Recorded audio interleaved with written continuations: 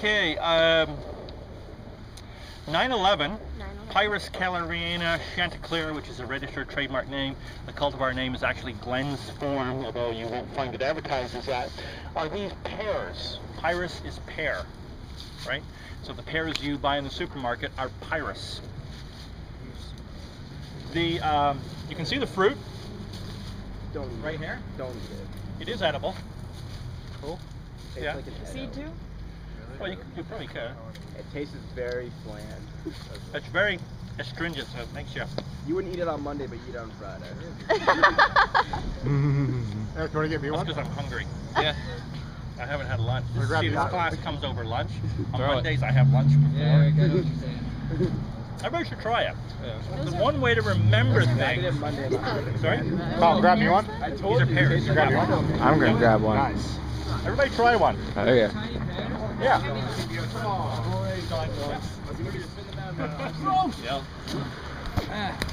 Whoa. Yeah, the outside's gross. They kind of. Yeah. Very tart. I will eat one just for I like tart. But perfectly edible. They're very, like, bitter. Tastes kind of like Granny's. Has anybody seen the Asian pears in the supermarket? Yes. So you can see where they came from. Right, there's some of the breeding there. Anyhow, Tastes like a mix between. it is considered, and I don't know why, it's considered a bit of a messy tree because it produces fruit. Although I have never seen these guys produce so much fruit that it becomes an issue. Right? And these were planted, I forget. Yeah, it's tart. Very. I love it. Yeah, It's like no, not crab apple. It's like a crab apple berry. 2003 we planted these, and they were 6 feet at the time we planted them. 6 to 8 feet. Huh. So 6 to 8 2.5 to 3 meters in height when we planted them. So that'll give you some indication of the growth rate. They are they're in raised beds here, so they're in good soil, so that would accelerate the growth rate.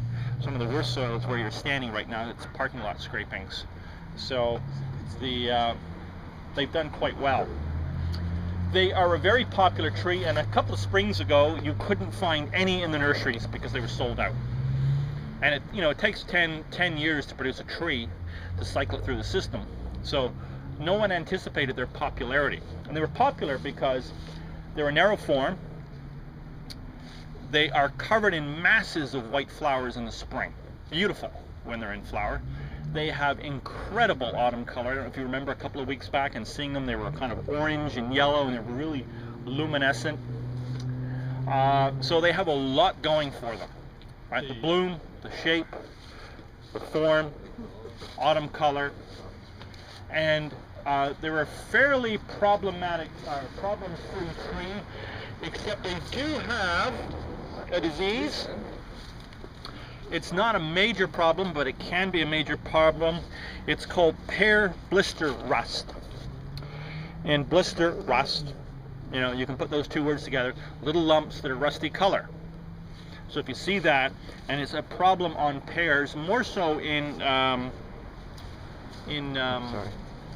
commercial pears, right? Because if it coats the leaves quite a lot, then it's going to affect the photosynthetic efficiency of that leaf, which is going to affect the growth rate, right? It's like me putting a plastic bag over your head and telling you to run around on the plant walk, so you won't be able to get enough oxygen to keep up. Dead. So you're compromised, right? That's a bad analogy. If I can stab but some holes in the bag. you're not going to share these recordings with anybody, are you? Oh no. Only the internet. Yeah. Once it's on the internet, it's Yeah. Identification characteristics are really quite easy to identify in the winter, although you won't be able to tell from cultivar to cultivar. So I've got another cultivar on your list called Capital.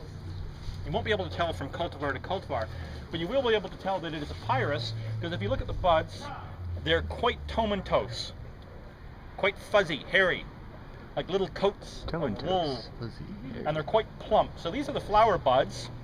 The leaf buds, you can see, are quite small. So you can see how many blooms are going to be on this next year. And typical pear apple fashion, the fruit is produced on what they call fruiting spurs. So these little branchlets that come off.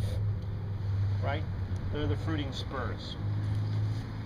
So a relatively nice tree to plant. It's become a very popular street tree. It's become a popular tree for applications like this against tall buildings. This works beautifully against this building.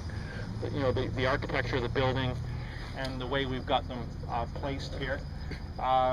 And they're relatively problem-free. There might be a problem later on with another disease called fire blight. And I believe that's Erwinia amylivorous, but don't quote me on that. I can't remember my plant diseases. But fire blight is a disease. It's a blight. It stops the